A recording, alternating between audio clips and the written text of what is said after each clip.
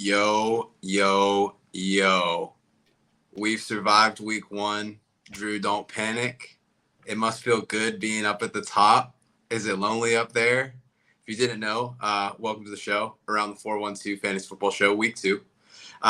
Something that we haven't really talked about, but probably should.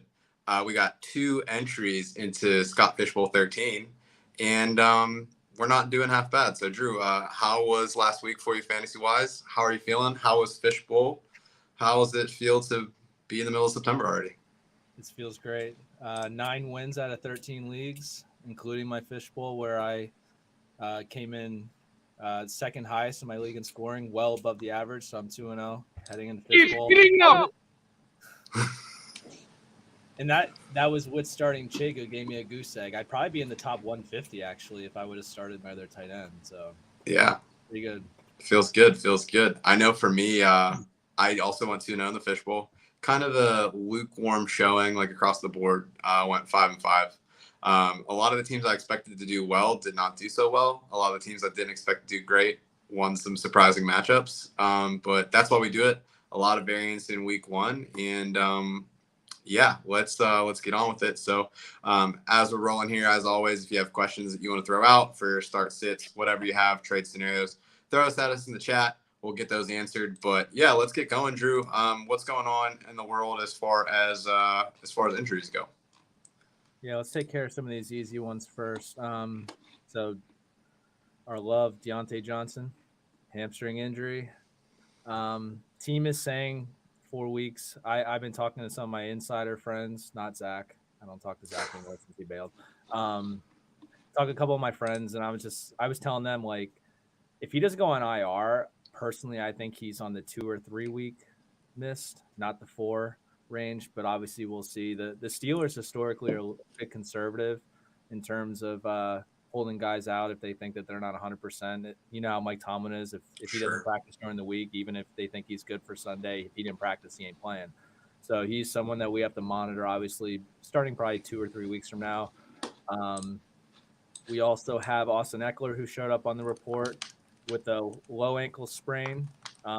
He didn't practice today, but they essentially said that this was more of a vet day off. I don't think that there's going to be any issues with him come Sunday, which is ironic because Josh Kelly, like the waiver ads, the fab that was thrown around for him is kind of crazy considering. Oh, yeah. And he had a great game, too. I mean, both of them performed really well. Yeah, he did have some touches, and it wasn't just when Eckler went out; it was along the way. But I just feel like Eckler is still, we know he's the guy. So yeah, definitely. Especially knowing that they are going to probably offload, like once they don't want to pay him, so it's like they're going to get everything they can out of it and make it happen. So yeah, in my Fishbowl, he went 75% of our fab went on Josh Kelly. I was like, damn. But yeah, and then Aaron Jones has a hamstring injury. This one's a little shaky. This one could go either way. I personally think that he plays, but I wouldn't be shocked if he didn't. So we got to keep an eye out, have a backup option just in case he is out come Sunday. Obviously, if he is out, Aaron Jones, if Aaron Jones is out, AJ Dillon will have an uptick. I'm actually interested in Patrick Taylor as well because I didn't really think AJ Dillon he didn't look very good when he was on the field, honestly. So I have Patrick Taylor in a couple of DFS lineups, and if Aaron Jones misses, I'll keep him in, but if not, I'll take him out. So he's another guy that intrigues me, but only in DFS formats. I wouldn't play him in season long. Cool. Before we get into some more of these injuries, there's a couple questions in the chat.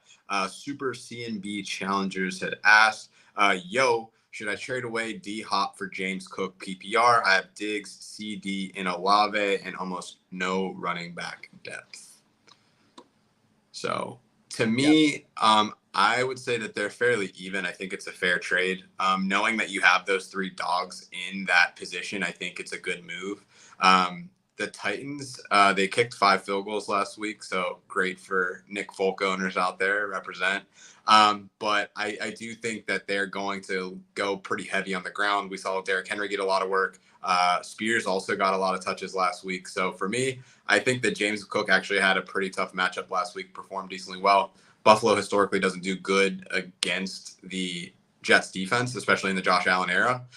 So to me, I say that, make that deal if they're good with it. And it's a pretty fair trade, all things considered. Yeah, I agree. I make that deal. A couple things for me.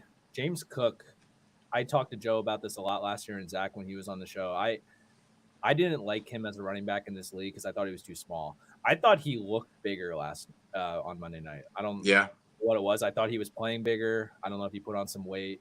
I really thought that he looked like a pro style running back who's going to succeed. And then with D-Hop, I just don't think it's going to be a high volume offense to begin with. So even if they are run first, I don't think they're going to run enough to support any guys in the passing attack. No, that's definitely fair. I'm trying to pull up real quick what was like the stats from last week. So they only ran 30, 40 routes. Hopkins was second on the team. So Traylon Burks ran 37 routes. He only had 3 targets. Hopkins dominated the targets with 12. But ultimately, it's like, yeah, I don't really have a lot of faith in that offense. I'd say they're a lower caliber offense. I like hitching my wagons to teams that are really good. So to me, that seems like a pretty easy call. But I do like that move. Yeah, so I say go for it.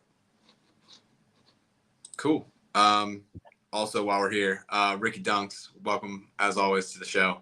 We're actually going to be talking about the Atlanta Falcons a little bit later, so we definitely know the feeling. Yeah, we'll hold off on that one. Yeah. Finishing up injuries, we'll go with the first Achilles injury. We'll go with J.K. Dobbins. Yeah, he suffered an Achilles, ruptured Achilles. This is a tough one, honestly. Like, both of them were pretty tough, but right. What Dobbins has gone through the past couple of years to even just get back, and he's trying to, he's in a contract year. He's trying to get that money, and ruptured Achilles, done for the year. In terms of the backfield for fantasy purposes, I'm staying away. I have no idea who it's going to be. I don't know if it's going to be the same guy every week. I'm just staying away entirely. So, if you're desperate and you have to go with a guy, I could be crazy, but I went with Melvin Gordon. I just waited for him to clear just because he's down in the practice squad, and John Harbaugh talked about him a lot during the presser when they announced that he ruptured his Achilles. So I thought of him free instead of wasting any fab or like a waiver priority on Justice Hill or Gus Edwards, because I don't think we know who it is. If I had to pick between those two, I personally would pick Gus Edwards just because I think that he's the more north-south runner, and we've seen that he can put up numbers. He's going to get the goal line work, in my opinion, as well. Even though Justice Hill got the goal line work last week, I personally think that moving forward, it would be Gus Edwards. Yeah, it was funny. Justice Hill very much had like the Jerome Bettis stat line. He had 8 carries, 9 yards, 2 touchdowns. So, do you really want to trust that? We talk about a lot of guys being touchdown dependent, but like that was like truly as dependent on those points as you can get. So, yeah, I don't have a lot of confidence in it either. And then last but not least, Aaron Rodgers. This is probably one of the most significant injuries we're going to talk about all season, and it's only after week 1, which it just really sucks. So, obviously, Aaron Rodgers is going to miss the season. We won't get into what he's going to be like next year for them. I think he's going to come back. I don't think he wants to go out that way, but we'll see how that works out. The big thing here is Garrett Wilson. This is probably the most significant injury we're going to talk about because of him. Garrett Wilson, we used high second-round picks on him. Some people even use first-rounders if they knew that he wouldn't make it back to him. They really wanted him. Like, he was supposed to go to the moon. There wasn't supposed to be any bumps along the way. Now there's going to be a ton of bumps along the way. Zach Wilson's the guy. Last year when he had Zach Wilson under center, he was wide receiver 61. So I was just trying to look up that number because I was like, I know it's high. And it was like he was fine with Flacco, and then it was as soon as Wilson got in. Yeah. As soon as it happened, that was the first thing that I did was look that up because I was texting you and Zach, and like I didn't want to be a Twitter injury guy. Like I no, sure. Obviously, but like I knew right away because you could see the calf reverberate. That clearly an Achilles. So I was just like, what's this mean for Garrett Wilson? Yeah. So wide receiver 61. I think he's going to fall back honestly into like the mid, like 25 to 30 range for wide receivers, which really stinks. Yeah. I know looking at our rankings for the week, I'm going to pull those up real quick. Like last week, he was like easy top 10 play, even with the tougher matchup. I think he came in at 18 this week, and that's just more of like, let's see what happens. Do you think there's any scenario? Is there any scenario that you see him doing well with Zach Wilson with another year under his belt, or do you think it's total wash? He's going to be touchdown dependent every week because think about what his stat line would have been last week, if he didn't just have that insane catch where he just basically did it all himself and he tipped it to himself, he would have been what, 4 for 30, right? Yeah, so you had him at 19. I didn't even rank him this week. Yeah. But I'm just putting him at 19 out of respect because I just think that he is so good. Like I want him to be at least in that range. I have a lot of shares of him. It's gonna be a bumpy ride. It's crazy because you like think about like quarterbacks like and like how much of an impact they can have. Like you said, oh, like Hopkins was quarterback proof. Like this guy is quarterback proof. Like I feel like if you could get it into the general vicinity of Garrett Wilson, like he's gonna catch it. I mean, you saw that with that tying touchdown last week. Like it's unbelievable. I do think it's gonna do a lot for like Breece Hall and even like Dalvin Cook, who we talked about this earlier, like didn't look great at all. Like it's crazy to me. Like they went and signed him. I think Izzy would have done a lot better in the roles. Like it'll be like 3rd and short, and that dude couldn't even get like the 1 yard that they needed. I still think that was just a lack of conditioning because he was fighting off an injury from last year and he just didn't practice a lot. Sure. But it was funny because it was like Dalvin Cook and James Cook kind of like switched uniforms. Like for me, like, right? James Cook looked the way I thought Dalvin Cook would look. Yeah, no, that's fair. Maybe it was like a little brother like trying to show out in front of his big bro. Like who knows? Can't relate, wouldn't understand, but it is what it is. Anything else in the injury front? I think they were good on the injuries. Pat Fryermuth got dinged up. Personally, for me, I thought that he just got the wind knocked out of him. He came back in. It looked like he got hit like in the solar plexus a little bit. Yeah, he took one right in the chest, and I think it just like that pop just kind of shook him up a little bit. But I think that he'll be fine. He obviously came back in the game. Mike Williams is dealing with something. I wrote it in my notes, but I don't know what exactly because they're not talking about it a lot. Yeah. See if they updated it all since I did this.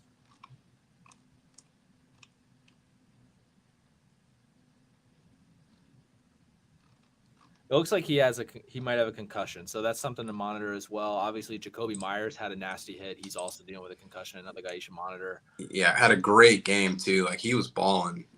8 catches, over 100 yards, 2 touchdowns. Like honestly, I kind of was fading him going into the year because you had so many options. It almost like I was expecting Hunter Renfrow to be like that number 2, but Renfrow was fighting for snaps with like these other random like he's in dudes. Trouble. Like it's not looking good. Like if you have any shares of him, he's definitely not somebody that I would even consider rostering right now. I have him in Dynasty, and I was very close to dropping him during my waivers last night. I still hold on, but. One last thing I did want to mention on the injury front. This came out today. So Travis Kelce on his podcast, he said that he might play this week. I think he'll be back. Yeah, which will be interesting. I mean, the tight ends were a hot mess last week. I think there was 2 tight ends that got over 50 yards. I thought Noah Gray was pretty solid actually last week, but yeah, I mean, to me, like the longer that Kelce's out, the more I think people are going to panic about Mahomes because like Sky Moore didn't get it done. Like I thought Gray was serviceable, but like he's not Travis Kelce. But like Kelce is very much that safety blanket, and like MVS didn't really do nothing for me. We already know Kadarius Toney had very rough showing. But it's going to be interesting to see how that offense kind of picks up over time. But I think he comes back this week too. So I'm throwing Kadarius Toney into a few DFS lineups. Bounce back game. Yeah, I'm gonna throw him in there because like he made a fool of himself, honestly, and like he went on Instagram right after and just started like posting on his story about the Giants too. Like he has something to show. Also, real quick, I didn't have him on my list. He just came back because it just popped up. But Kenneth Gainwell. He's out for tomorrow. Yeah, he's out. So I'm actually another DFS thing. I don't know which one it's going to be, but Rashad Penny's going to be free. So I'm going to throw him in there. Yeah, it's interesting because he got like benched last week. Like he didn't even suit up. Like he was just like didn't even get to do cardio. He was just out there. I mean, I think it depends on the team how Sirianni's going to handle that, and I just think that everybody's going to think it's Swift. So why not throw Penny into a DFS lineup and it ends up being right? Then that's how you're going to win your money. Yeah, penny for pennies. I like it. All right. So we got another question in the chat. So this is from Tom Wellings. Welcome to the show. Love the background pick, by the way. Big Rick Astley guy. But this week, who you got? Geno Smith, Brock Purdy. So the Seahawks have the Lions, which could be a sneaky shootout game, but their defense actually looked pretty good last week against the Chiefs. Purdy has the Rams. I think the Rams are the worst defense in football. They might have played up last week, but personally, Yeah. I just don't think that that's how it's going to be. I would go with Purdy. Also, the fact that Geno didn't do well last week is a negative sign for me for him this week. I need to see it from him because Yeah. last year could have been a fluke. I know last week we talked about that very scenario where it's like Geno, like he was technically the QB5 overall points in the season. He didn't even throw for 200 yards and like didn't even come close to it last week, which is shocking. When you think about all the options JSN played last week, I'm with you. Looking at the stats for Brock Purdy, like he's passed for at least 2 touchdowns, pretty much like in every game that he's played. So I think that he's a low ceiling kind of player, but he's definitely got a high floor. Hard to argue with that offense, like that they're not going to be doing well. I thought he was going to honestly struggle more like in game speed coming back from the arm injury because he didn't get a lot of tread in preseason, but he looked pretty good. I mean, that throw that he had on Patrick Peterson, Ayuk, was absolute money. So he looks like he's all the way back, which is good signs if you are a 49er fan. But yeah, I don't really have a lot of interest in Geno Smith at all. I had him coming into the ranks at 14. But I don't feel too strongly about him. So he was only in my top just because of the matchup. Yeah. He didn't do anything for me to increase him. No, that's fair. And then let me see if I look at real quick. What is their rank from like just like QB points perspective? I think that what is it?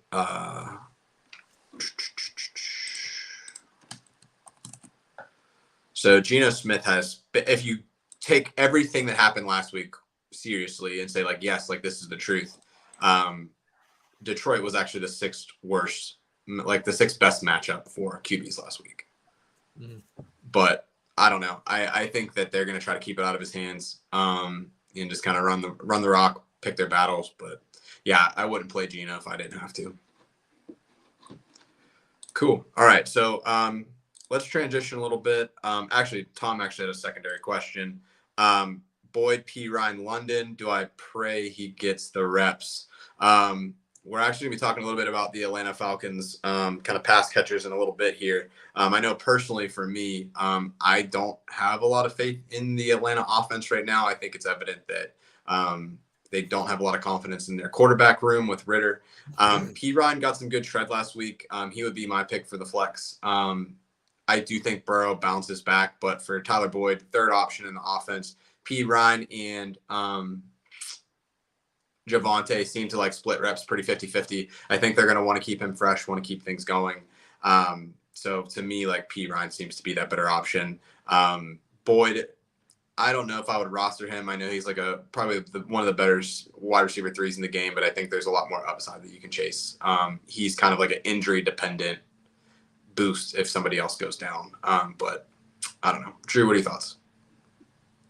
To be honest, I kind of want Tom to throw some guys in off waivers. Free agency to show us because I wouldn't want to start any of the 3. I think that P. Ryan, like he was a 50-50 last week. I have the snap counts here, but I think that Javonte Williams is going to be slowly increasing that. And it was pretty clear that when P. Ryan was on the field, to me, it didn't look like they wanted to give him the ball as much. Whereas when Javonte was on the field, like they were like, he's getting the rock. I felt like P. Ryan was more of a pass protection guy. Yeah. No, that's very true. I mean, like they've spent a lot of time in the 2-minute drill. They played a lot of hurry up. And P. Ryan is the back for that. He's like very well defined as like the third down back for them. So, I mean, it's kind of a game script dependent thing. Also, something that just popped up on my phone while we were chatting here. I know we talked about Jacoby Myers a little bit. Devontae Adams actually didn't practice today with a foot injury. So Hunter Renfro's season might be back after all. So something to monitor there.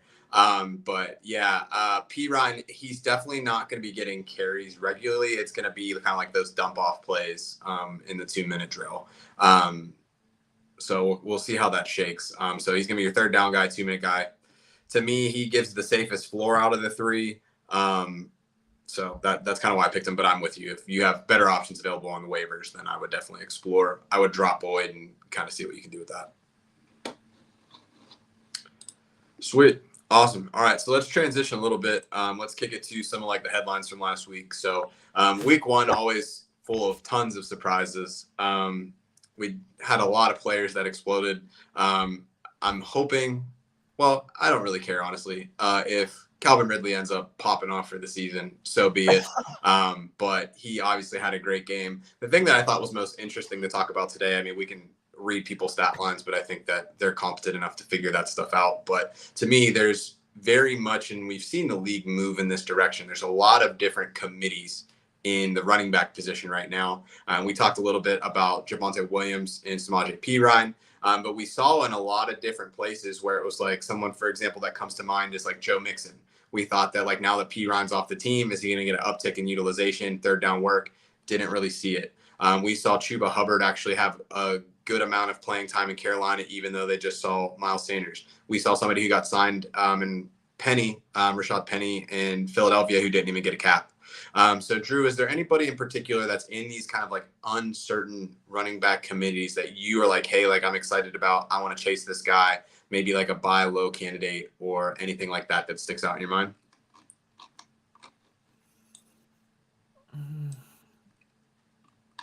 I think for me, the only guy for me is the Chiefs backfield.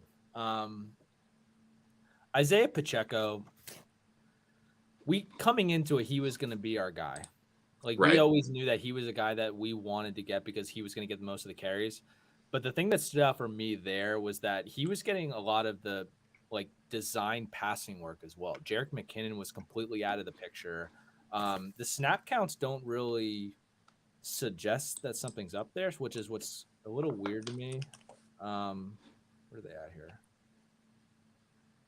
Like Jerick McKinnon almost played as many snaps as Isaiah Pacheco, but like when he was on the field, they didn't target him. But when Isaiah Pacheco was on the field, if he didn't carry and they were in passing, like they were in passing situations, he was targeted. He had 4 targets, which led all of their backfield. Jerick McKinnon only had 1. And it seemed like Jerick McKinnon also lost work to CEH, which was a complete, Yeah, that was weird.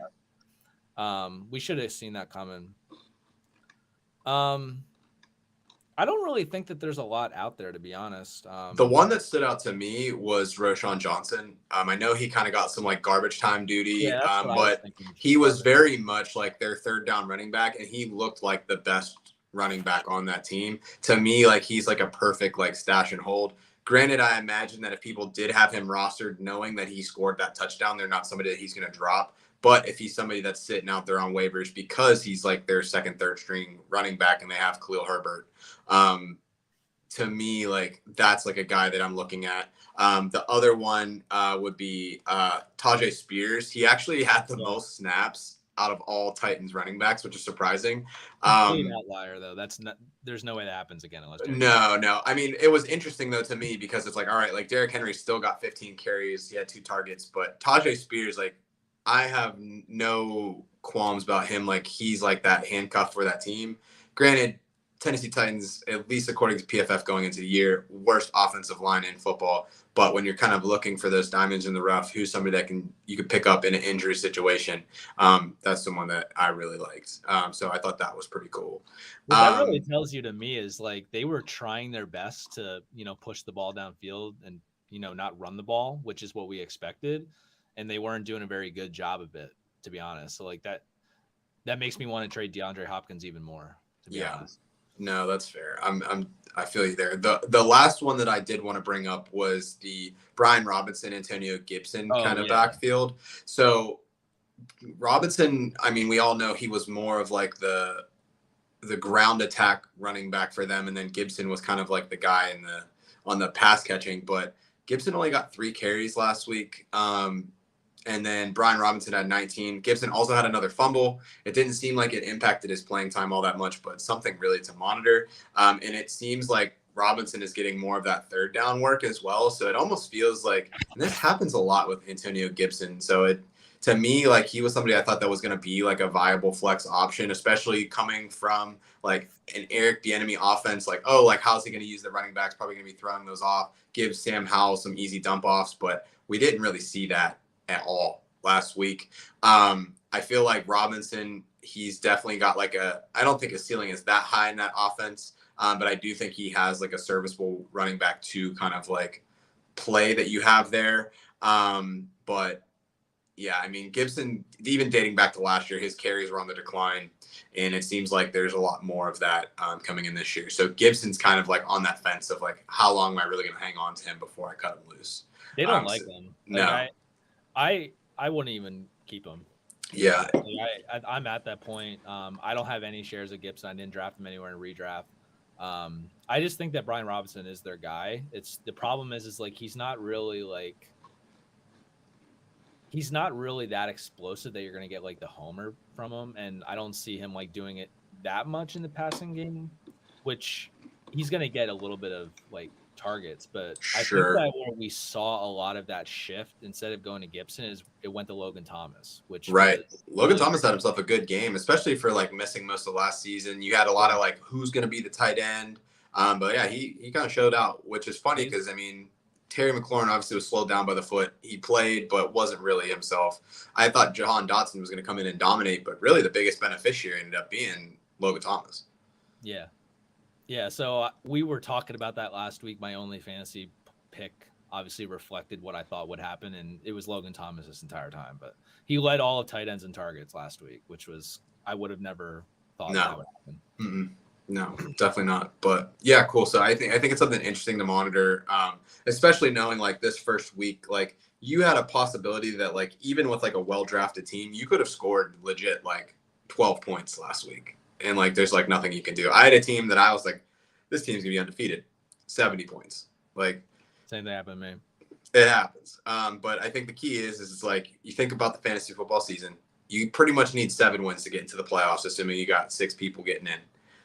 So it's like, don't panic after week 1. If you get 2-3 weeks in and you're still having those kind of results, that's when you need to start shifting. Or it's like on the flip of it, to me, like Garrett Wilson's like an interesting one. Like, especially if you can get him on the cheap, maybe not necessarily in a redraft league. I don't have a lot of buy-in there, but if like he's on a contender for like dynasty and you can scoop him up for like subpar value right now because of that injury, it's like until we see what happens in the full scope of the game, that unknown and that discomfort from last year is going to be there. Just wait one more week though. They're playing Dallas this week. That's a good call. Just think about what they're going to do to Zach Wilson. Like they're going to completely fall off a cliff when they see that, and you're going to get him even cheaper. You wouldn't even have to worry about like, you know, the risk. Like it's going to happen. It's on its way. Let's see. So we'll see what happens there. But all right, so now let's transition a little bit. A lot of different things, like we said, to talk about, but headlines, I feel like the committee stuff always the most interesting. But let's transition a little bit into fantasy football Tinder. So if you haven't been with us before, kind of the premise of this is we're trying to figure out like what are these key scenarios that are happening within the fantasy football landscape, and are these things that we're on board with and we're going to swipe right on it. We're going to say, all right, we're putting our chips in for that, or we're not really feeling too good, think there's better options out there for us, and we're going to swipe left. So what you'll see, like for example, Zachary Smith, does he know ball? You can either swipe left, swipe right. True ball knowers like Drew and I, we're obviously going to be swiping right on that. People that don't watch the Around the 412 Fantasy Show, probably going to give it the X. But all that to say, we definitely got some options out there. So first profile that we want to look at is going to be the pass catchers for the Atlanta Falcons. So we saw last week Drake London only got 1 target, pretty much put up a goose egg. Kyle Pitts, we talked about this last week on the show. He really has been playing a lot more inline. They want to use him as a blocker, at least that's what they talked about. And then Mac Hollins is just there. Absolute beast of a human, but not really contributing a whole lot. And Bijan Robinson actually led their team in targets. So, Drew, swipe right, swipe left. How are you feeling about the Atlanta receiving tight end core moving forward as the season goes? I feel terrible about Kyle Pitts and Drake London. I have a lot of shares of Kyle Pitts. I feel absolutely horrible for him. This was probably one of the easiest swipe lefts we've had in the last year. I'm actually worried about Tyler Algier too. Given his week 1, most people will probably be like, why? Mainly because I think he's touchdown dependent, first and foremost. And I think that this situation is really just Breece Hall from last year. They've started out with Michael Carter, and it's just going to, every week, Bijan's going to do something, He's going to have a step back cut and split 2 defenders and score a touchdown like he did That last was week. so fire, by the way. Yeah, That he was was sick. so Like, sick.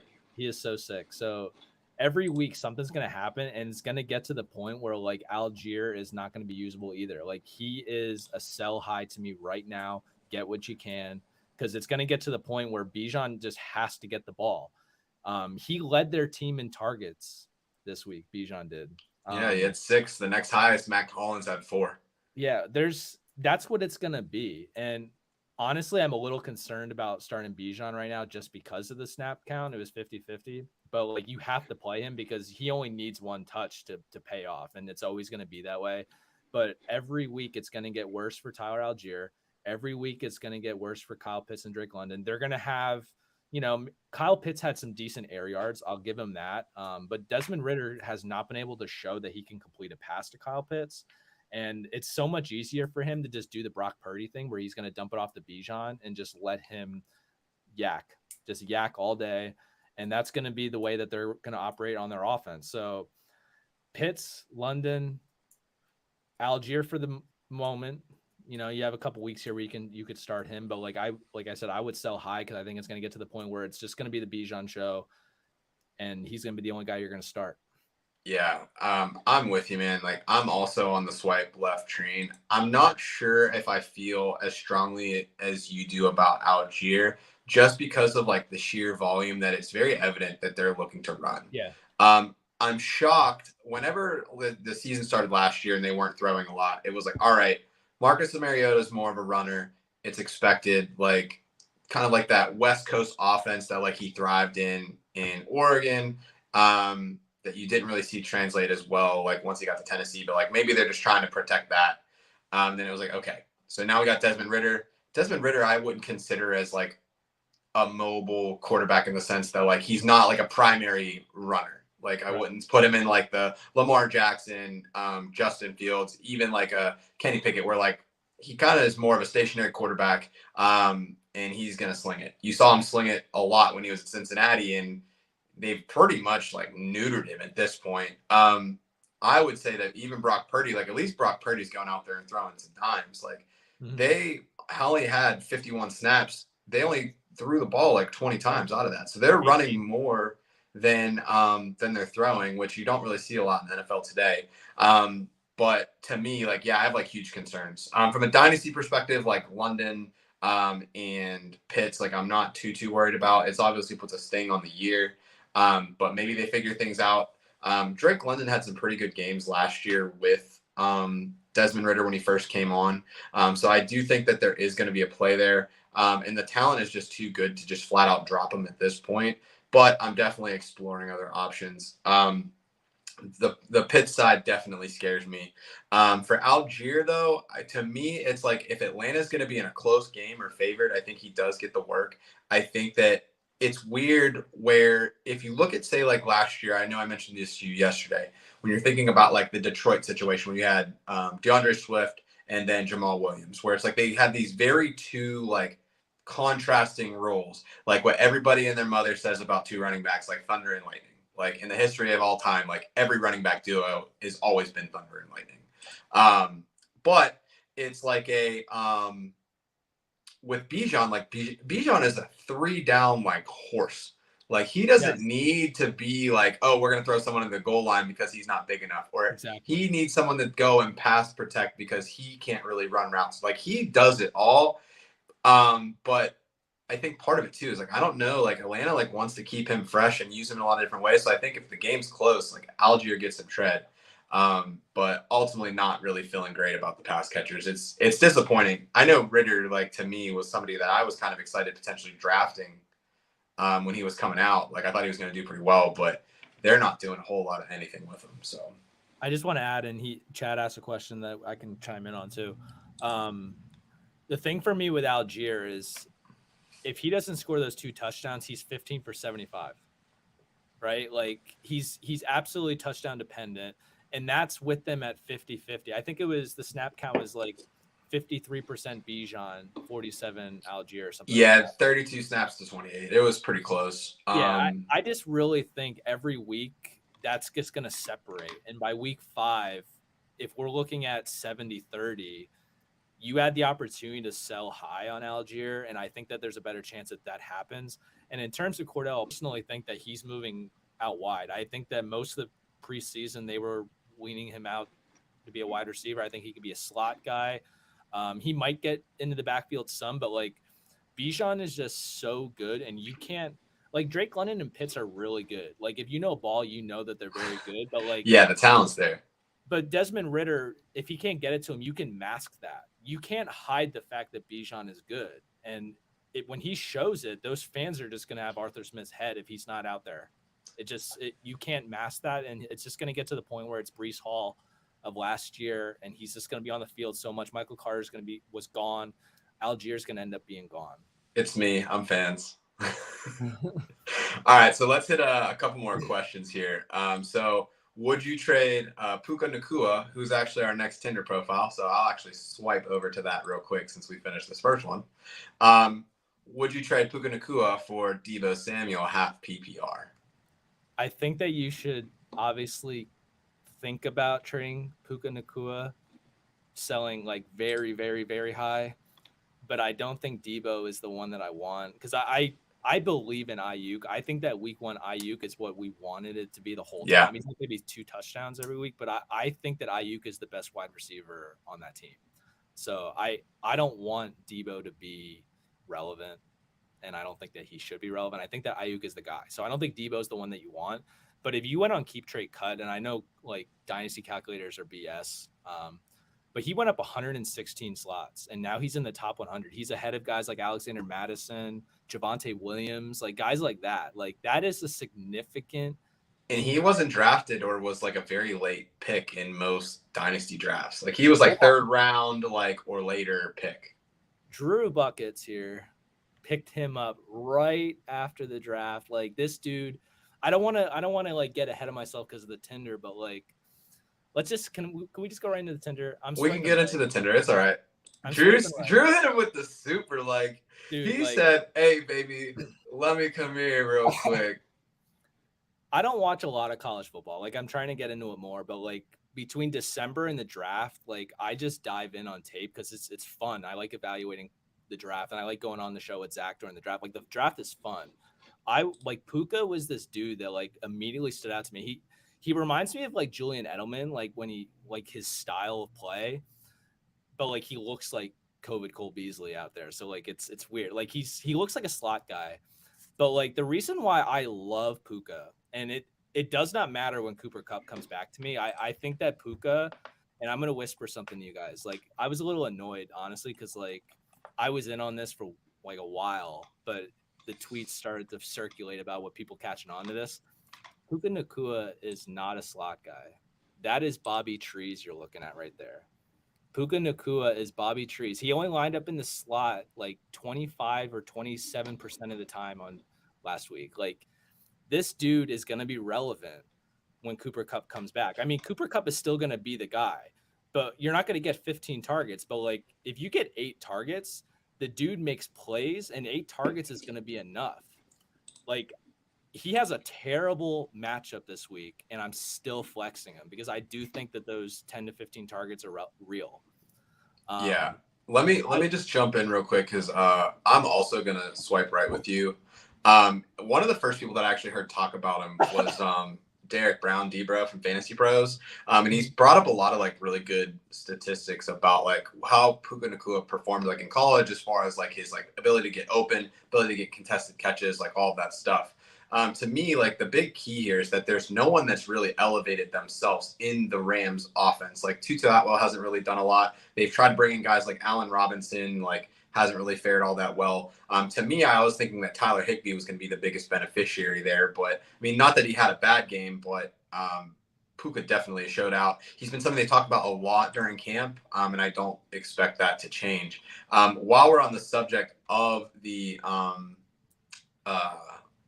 Rams, another question we had, Cameron, we'll get to yours just here in a second. Is Higbee a better option than Pitts even after Kupp comes back? To me, I don't know if you can make that call now that you have Puka Nacua. I think like the upside for Higbee going into the season was, hey, they don't have a clearly defined second target option on that team. I think Puka is very quickly establishing himself as that. He's going to be the number one guy, and while Cup is out, Higbee still is that number 2 role. I think he's still going to get more targets than Tutu Atwell, anybody else in the team. But I think that he slides into that 3 role if Cup is able to come back, which who knows if he does. Yeah, I love Puka. Like every year at rookie draft time, I pick out tape on all these running backs and all these wide receivers. I pick one guy from each position. I'm just like, I need to have this dude at the end of my rookie draft. This year was Roschon Johnson. You knew I was crazy about Roschon Johnson. It was annoying. Yeah, I think that he would. I think he would have went in the second round, maybe even first round if Bijan wasn't there. If he was just the guy in college, like he would have been really touted. And then Puka was my wide receiver. I know that there was a lot of stuff with Tank Dell, but Puka was this dude, like he just balls out. Like he's not that big, he's not that fast, but like he's such a good player. He reminds me so much of Julian Edelman because he just gets it done. And I'm gonna say it again. I'm gonna talk right in the mic.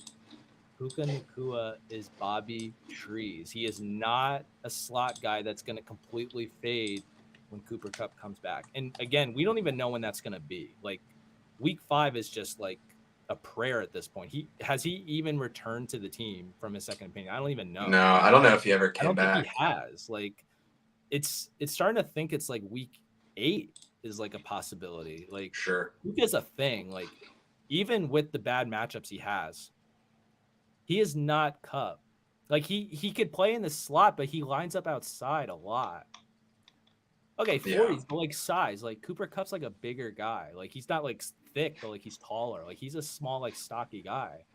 Puka. Yeah, no, it's definitely gonna be interesting to see. All right, so let's get to this question from Cameron. Cameron, welcome to the show. I don't think we've seen you on here before. Hey fellas, can you please help me out with a RB2, wide receiver 2, and flex for week 2, full PPR? Zay Flowers, Drake London, Zay Jones, Elijah Moore, Javonte Williams, Brian Robinson Jr. So looking at these, I mean, Zay Flowers, we didn't really talk about him at all, but fantastic showing last week. Like, dude looked electric. I'm already kicking myself. I wanted to take Zay Flowers. I had back-to-back picks because of a trade in Dynasty, and I knew I was going to take Jordan Addison, and I went back and forth between QJ and Flowers. I took QJ, and I'm like, shit, this isn't good.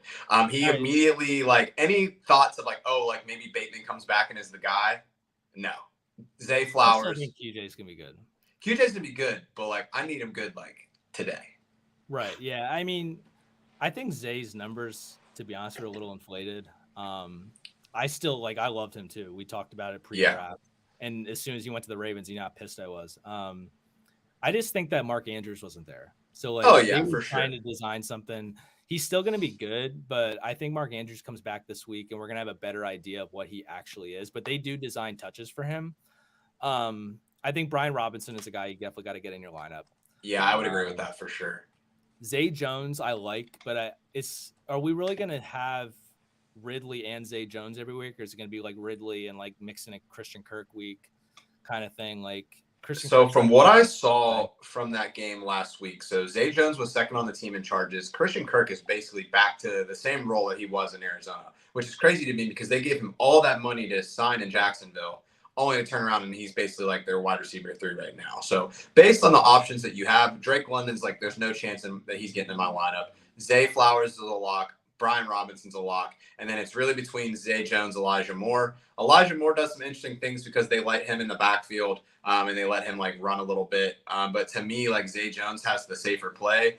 Looking at the stats from last week, let me pivot over to the receiver numbers. Pittsburgh didn't really give up a ton as far, excuse me, I'm looking at the wrong thing. Pittsburgh actually have it backwards. So they were a top 5 play for receivers last week. So bodes well for Amari Cooper, Elijah Moore. But I think that they're going to bounce back, and I don't have a lot of faith in Watson. If we're looking at Kansas City, potential for a high-scoring game. They also gave up a lot of points to wide receivers. So to me, I'm going to lean slightly to Zay Jones, but it's probably like a 60-40 like coin flip for me between Jones and Moore. But I would say Flowers for sure, B-Rob for sure, and then one of Zay Jones, Elijah Moore, depending on how you feel. I like Javonte Williams. a bit this week too. I actually I almost made him my only fantasy too. I think that we're gonna see him explode maybe like week 4 because I think they have the Chicago Bears that week. I've been looking ahead for that. Definitely B-Rob. Elijah Moore does interest me a little bit just because he outsnapped Amari Cooper and them by a lot. Like I think it was Amari Cooper was like 3rd on their team in snaps for wide receivers. Yeah, he was a little banged up last week. It didn't really go too great. But yeah, so I feel you on that. Moving down our comments here to kind of keep this moving. Chaz, he's new here. Welcome to the show, Chaz. Glad you're here. Hope you're enjoying yourself. Randy, also welcome to the show. Would you trade AJ Brown for Saquon Barkley?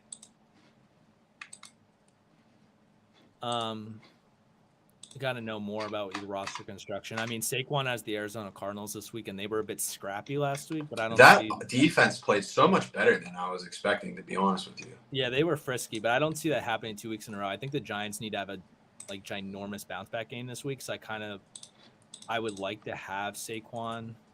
I don't know which side he has either. Yeah, to me, I would say that like AJ Brown's still like in a bit of a higher tier. I think like they're not that far off from each other, but I think AJ Brown has a little bit more of the upside. I think a lot of that being baked in is that the Giants looked horrible last week. So I think that's kind of like got people on edge, but he's doing his thing. So I think that you can. To me, I don't know if I would want to give up really on either side, which I guess means that it's probably a pretty decent trade. Right. But I don't know. I don't really feel too strong about it. And I don't think it worries you as much, but I think Devontae Smith has such a significant role in that offense that like I think personally I would prefer to have Saquon that I know he has no clear competition week over week. It's just that I mean last week the Dallas defense is just absurd. They're crazy, man. Yeah, just like the Jets defense, which that matchup this week's gonna be crazy. But I wouldn't put any stock into that game last week. I think that game was a complete throwout. So I think Saquon will bounce back and be good. All right, let's see where we're at. I'm getting lost in the sauce in the comments here, but we'll keep working through them. So Chaz had asked, is Kenny Pickett still worth to keep on the team? Drew, please eliminate all biases that you may have. I will also try to do so as somebody who bought a Kenny Pickett jersey last Saturday. But what are you thinking about it? Yes, I would still keep him because I think that last week's game was still kind of a throwout. The Niners are just way better than us. They came out, they kicked the shit out of us. It was a complete lost cause. I still think that he has that second-year leap upside, but I'm not starting him until I see it. I don't think he should bail out yet. To me, this is a make or break week for him. If he struggles this week, then there's no way. There's going to be different options that you can have out there. Although quarterbacks around the board struggle pretty heavy. I mean, he was actually one of the better ones, and he looked absolutely terrible. Yeah. Cool. Moving on to our boy Chad, longtime supporter. Are you crazy for thinking Laporta looked like a clear sell and so slow? Ceiling might be a bad Dawson Knox. I actually like the way that Laporta played. I think especially until they get Jameson Williams back, there's not really another option. So if I think about like what you can do with it, to me, I kind of like him. You don't necessarily need speed. You just need to be able to find pockets in zone defenses and let Goff throw you the ball. So to me, he's a hold. I don't really feel like I want to sell him. I'm with Chad on this. I hate it because like Laporta is because Chig is like not doing it for me. He's my fishbowl tight end. He's skirting that line where Andrew Cooper doesn't want you to be. Shout out to Andrew Cooper. Love that guy. He's blocking more than we want him to be a fantasy tight end. I think he was inline blocking like 20% of his snaps, which is pretty. That's interesting. I didn't realize that. Yeah, the reason why I know I was going to dive in deeper, but Player Profile hasn't updated any of their route participation stuff yet, so I've kind of been behind on that. But he went through it and he tweeted it out earlier today. Yeah, he was inline blocking more than what we want, but he's like right on the edge of relevancy, but on the edge of being Dawson Knox, like Chad said. I'm hoping that it changes a little bit. because he's so dynamic after the catch. Like he's the best thing that we've seen since George Kittle in terms of like yak at the tight end position a long time. Yeah. It has nothing to do with Iowa. They're good yak guys, and I'd like to see him, running routes, and even if it's just screens, I think that he can do a lot after the catch. I'm hoping that they start to let him run more routes, but he was in line blocking a little more than what we would like. So it's something to monitor. I wouldn't bail out yet, but yeah, it's definitely something to be concerned about. All right, I like it. So another first-time person over on Twitch. What's up? Cooper Gooding Jr. Excellent name, by the way. First-time chatter, looking at wide receiver 2, thinking of starting Pittman Jr. over Garrett Wilson. Garrett Wilson has the Cowboys D. Anthony Richardson threw 37 times week 1, which was a surprise to me. Was a surprise to me as well. And if we're being honest, Anthony Richardson looked the best out of all 3 rookie quarterbacks that played last week. Based on what the Cowboys just did to somebody who was expected to be like a competent quarterback who just got paid, I have absolutely zero confidence in Zach Wilson's ability to get the ball. I would be starting Pittman Jr. over Garrett Wilson without hesitation. Yeah. This is one of those, you have the stones to sit a guy. I mean, I probably still play Wilson just because of the capital. That's how I am. I would hate to see it if Zach Wilson just somehow just crushed it this week and then you sat him. Yeah. The only reason that I'd say that I wouldn't is that, one, without Jonathan Taylor, that offense looked like absolutely horrible on the ground. Like they did nothing with that opportunity. Oh, yeah. Maybe Zach Moss can help out a little bit with that. But the fact that Michael Pittman's getting 10 targets, to me, that appeal is just there. If we think about game guy every week, though, it looked like they really wanted to get Josh Downs the ball. Josh Downs had 6 targets too. He also he ran a little bit less routes than Alec Pierce, but I mean he did get some tread. I mean I liked it. Yeah, I mean the data suggests playing Pittman Jr., but the heart still says Wilson. So it depends on what kind of fantasy player are you? If you have the cojones to sit Garrett Wilson, then it's probably the smarter thing to do. I mean, you're talking to a guy that literally lost a dynasty league last year for starting Mr. Longneck himself. Yeah, from Houston. Davis. It was a playoff game. Davis Mills over Jared Goff, just because Jared Goff was playing outside. That's not. And we're not going to get into that. I can't open up those things. Last thing that we do before we get into OnlyFantasy for the week. CD Smitty, not to be confused with our boy Zach Smith. Should I drop Mostert for Kenneth Gainwell? So here's kind of my play for you. So we already know that Kenneth Gainwell is out for this week. Drop your kicker, pick up Gainwell, put him on your IR, and then go get a new kicker. Don't drop a player who one is getting the best tackle on their team back this week and is also the lead back in an emerging offense. Devin Akane didn't even see the field last week, and we don't have anything new on Jeff Wilson. So that means a lot of good stuff for Raheem Mostert. And I think that they're going to have an improved ground attack. Plus, it's an absolutely electric offense. I don't know if you saw the video today. They were showing that Tyreek Hill, for pretty much every time that he was in motion, it was different. And I'm just out here trying not to get jet sweeps for my team. Come on. So Raheem Mostert also missed practice today with a knee injury. Classic. So, I mean, he is Mr. Knee Injury. He is Mr. Hamstring. So it is very concerning.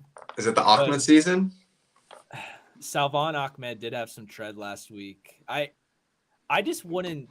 I'm not as crazy about Gainwell because I think that week 1 was a fluke. I think it's going to be a different guy every week, and you never know.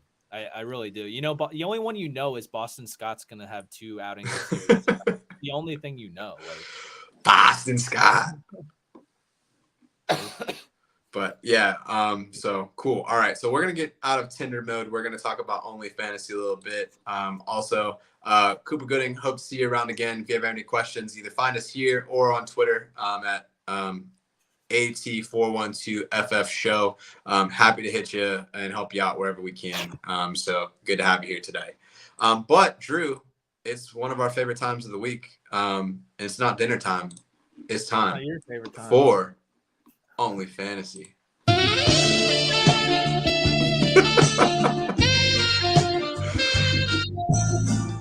Just let it rock, baby. Just let it rock.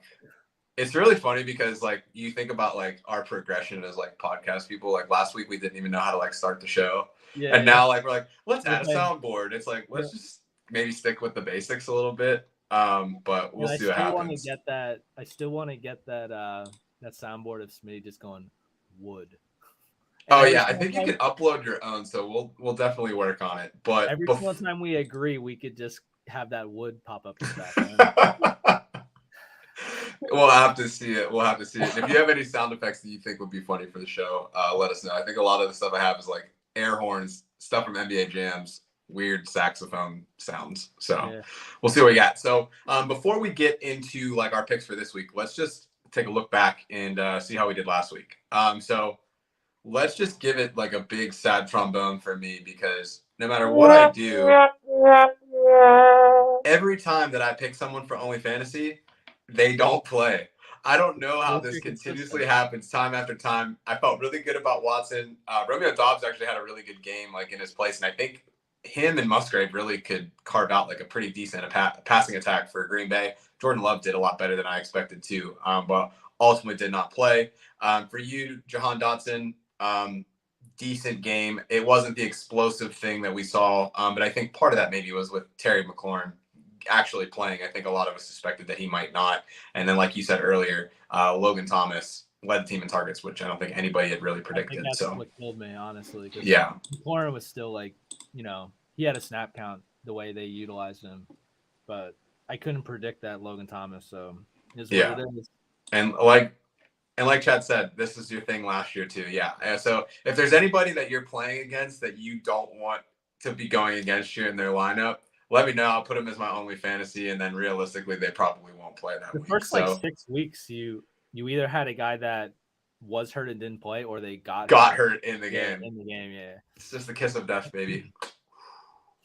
All right, so let's talk about this week a little bit. So, Drew, week 2, only fantasy. Who you got? I have Jamal Williams. So before you get into it, how crazy is his picture? Like for like the game so picture for this psycho. year. He's such a nut. I love that dude. Yeah, he kind of got those vibes of that guy that broke out of prison. He's running around PA right now that they finally caught.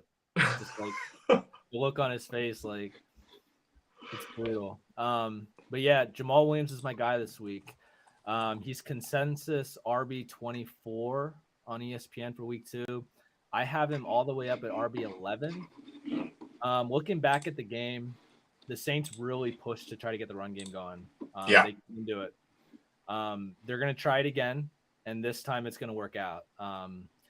And not only is it going to work out, I do want to point out that Williams had 18 carries last week, and they only had one other running back with a carry, and it was one carry. So, like, he's got the whole thing to himself. The whole backfield, all the touches, all the targets are going to Jamal Williams.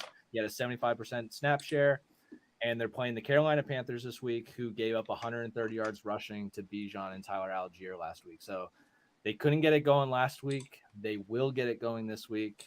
I expect Jamal Williams to get into the end zone. I do have it's only fantasy. Got to put all my baskets in there. I got him in DFS. Nice. I also have an anytime touchdown bet going for Jamal Williams because I got to put my money where my mouth is. So Jamal Williams this week. All right. I like it. Yeah. Chad had made a comment about like Dobbs. Like, what do you think?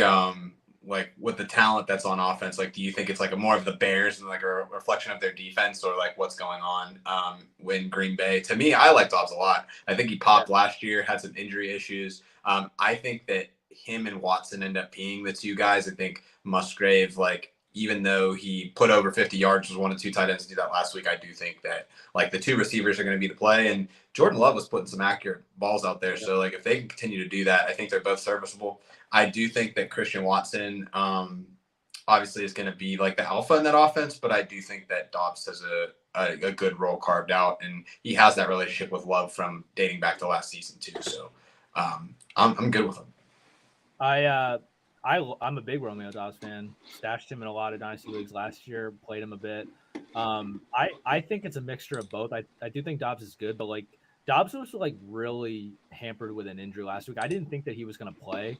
That's why Sure. I considered him as an OnlyFantasy last week, but I didn't think he was going to play. So the fact that like he played and balled out, I think is a mix of both. I think that with him being hurt and still being able to do good, still had a lot to do with the Bears defense as well. Just because I thought he was maybe at like 60 or 70% going into. No, that's fair. Balled Yeah, out.